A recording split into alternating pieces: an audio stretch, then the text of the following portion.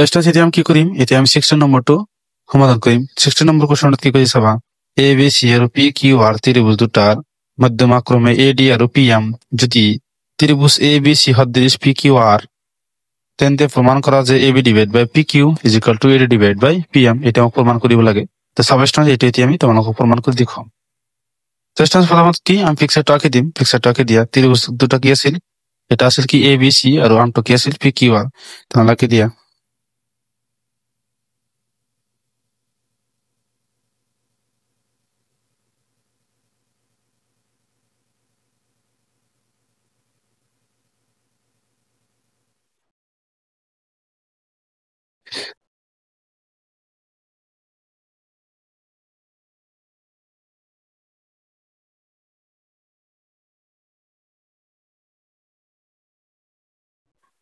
ইয়াৰ নাম কি হ'ব ইয়াৰ নাম তোমালোকে দিয়া এ বি সি এটার নাম কি দিয়া পি কিউ আর তারপর কি করিবা বি সির মধ্যমাটো আমি এটা দিম কি ডি এডি মানে এডি টু কি কি বি সি কি সমদ্বিখণ্ডিত ভাগ কৰিছে সমদ্বিখণ্ডিত কৰিছে তেনেহলে এইখিনি আৰু এইখিনি সমান জানো তারপর ইয়াক তোমালোকে কি দিবা বি সির মধ্যমা এডি তো সংযোগ করে দিয়া এটা এডি তারপর কি কিউ আর এর মধ্যমা কি পি এম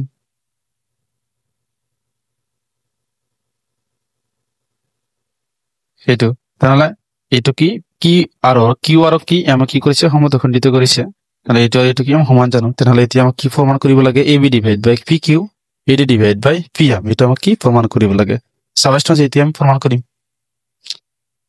তো এতিয়া আমি প্ৰমাণ কৰিম কি সমাধান সমাধান আমি কি লিখিম ডাইরেক্ট কি লিখিম যে এডি আর পি এম কি ক্রমে ক্রমে লিখি দিয়া ক্রমে ত্রিভুজ এ বি সি আর ত্রিভুজ পি কিউ আর মধ্যমা কি আমি জানো এটার মধ্যমা কি এডি এটার মধ্যমা পি এম এটা আমি লিখিছি তারপর আমার কি কি সদৃশ হচ্ছে কি ত্রিভুজ এ বি সি সদৃশ কি ত্রিভুজ পি কিউ আর এটা আমার কি কোশ্চেন করে দিছে তাহলে আমাকে প্রমাণ করিব লাগে কি যে প্রমাণ করিব লাগে যে প্রমাণ করিব লাগে যে কি A B divide by P Q A B divide by P Q is equal to AD divide by P M এটা আমাকে কি প্রমাণ করিব লাগে তো সাবস্টেন্স এটা আমি প্রমাণ করিম যে প্রমাণ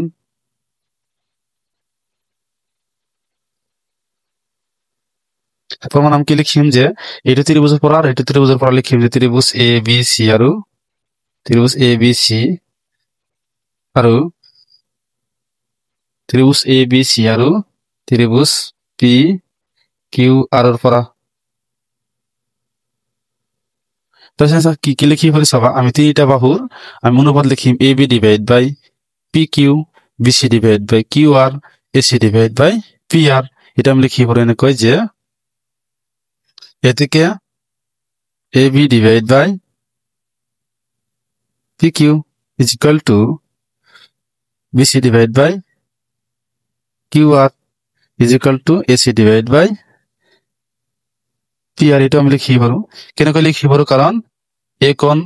কোণৰ অনুৰূপ কোণ কি আমি পি জানো বি কোণৰ অনুৰূপ কোণ কি কিউ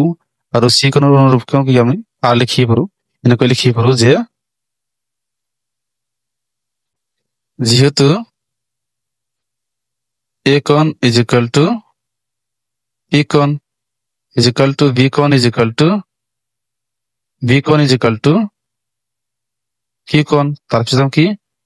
সি কোণ ইজ ইকুয়াল টু আৰ কোণ এটা আমি এনেকৈ লিখি পাৰো কারণ এই কোণ বিলাকে আমি জানো অনুরূপ কোণ তোমাকে লিখি দিয়া যায় অনুরূপ কোণ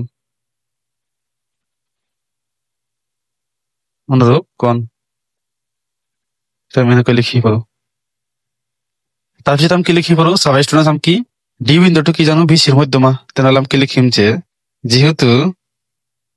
ডি বি সির কি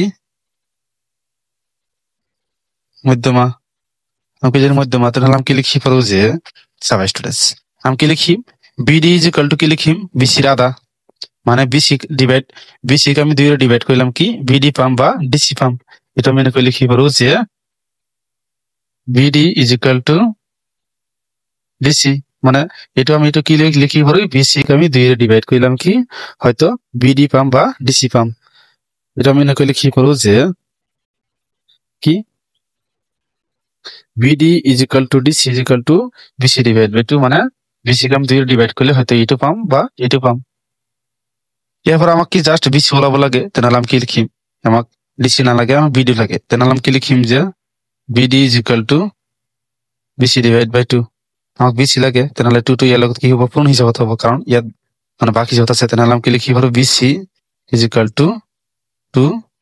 বিডি এটা আমি লিখি পারো এক তোমাকে সমীকরণ নাম্বার 1 নম্বর দিবে তারপর আমি কি লিখি পারো যে এরপর আমি লিখিম এটা ত্রিভুজের পর লিখিম যে এম হল কিউ আর কি মধ্যমা যে যেহেতু এম কিউ আর মধ্যমা তাহলে আমি কি লিখি পারো যে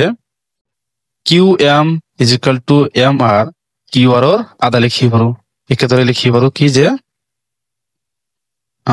Q M is equal to M R is equal to লিখি পারো কিউ আর ডিভাইড বাই 2 তো এরপর আমার কি এটু আর এটু লাগে এম আর 2 না লাগে Q M is equal to Q R divide by 2 তারপর আমি এটা এনেকে লিখি পারো যে এটু কি আর লগত কি পূর্ণ হবো তাই না Q R is equal to আমি কি লিখি পারো 2 কিউ এম এটা আমি লিখি পারি এক তোমাকে 2 নম্বর সমীকরণ দিবে তারপর আমি কি করিম সবাই স্টুডেন্টস কিউ আর পাইছো তারপর কি বিসি পাইছো তাহলে আমি কি বিসি আর কিউ আর আমি বহাই দিম সবা এটা আমি এনেকে লিখি পারো যে 1 আর 2 পড়া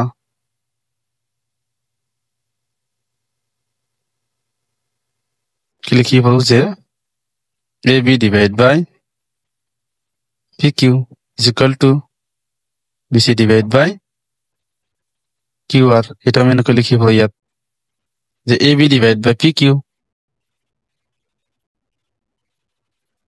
is equal to BC is equal to আমি কি মান জানো 2BD divide by QR is equal to আমি কি জানো 2QM 2 আর 2 ক্যান্সেল যায় তাহলে আমি কি জানো AB divide by PQ is equal to BD divide by QM তাহলে আমি কি পাইছি যে AB divide by PQ BD divide by QR তাহলে এরপর আমি এটা আমি ত্রিভুজটা সেপারেট করলাম সব স্টুডেন্টস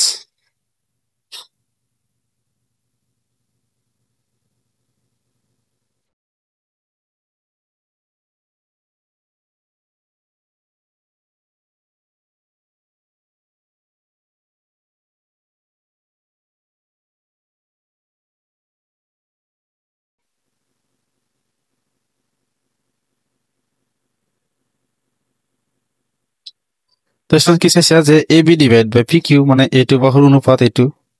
তারপর কি BD divide by QR BD divide by QR তারপর আমি কি লিখিম যে এই B কোণটো আর Q কোণটো কি অনুরূপ কোণ তাহলে আমি কি লিখিব পারো যে আর এ থেকে B কোণ ইজ ইকুয়াল টু Q কোণ এটা কি জানি আমি অনুরূপ কোণ জানো অনুরূপ কোণ তাহলে আমি কি লিখি পারো যে বাহু কোণ বাহু হিসাবে এই ত্রিভুজ দুটো আমি কি জানো সদৃশ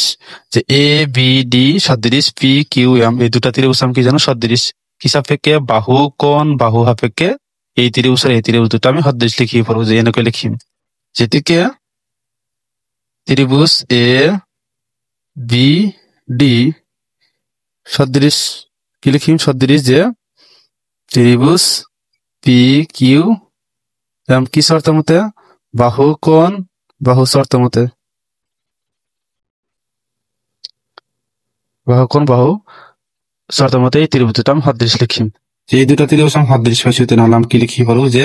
সদৃশ ত্রিভুজ দুটার অনুরূপ বাহুর অনুপাত আমি সমান লিখি পারো তাহলে আমি কি লিখিম আমি কি লিখছি AB divide by PQ BD divide বাই কি QM তো AB ডিভাইড বাই PQ তারপর কি BD ডিভাইড বাই QR তাহলে আমি কি AB divide by P Q is equal to AD divide by P আমি লিখি পাৰো নহলে এনেকৈ লিখিম যে A B divide by P Q is equal to AD divide by P M এটা আমাক প্ৰমাণ কৰিব লাগিছিল এটা কি আমাক কি প্ৰমাণ কৰিব লাগে তো প্ৰমাণিত হৈ গল লাষ্টত তোমালোকে লিখি দিবা যে প্ৰমাণিত কিয় কাৰণ এই ত্ৰিভুজ দুটা সদৃশ পাইছো তেনেহলে এই ত্ৰিভুজ দুটাৰ সকলো বাহুৰ অনুপাত আমি সমান লিখিব পাৰো এইটো লিখিছো আকৌ এইটো লিখিব পাৰো এটা আমাক প্ৰমাণ কৰিব লাগে তেনেহলে প্ৰমাণ কৰিলো তেনেহলে ইয়ালৈকে কৰিবলগীয়া আছিল ষ্টুডেন্টস থ্যাংক ইউ ষ্টুডেন্টস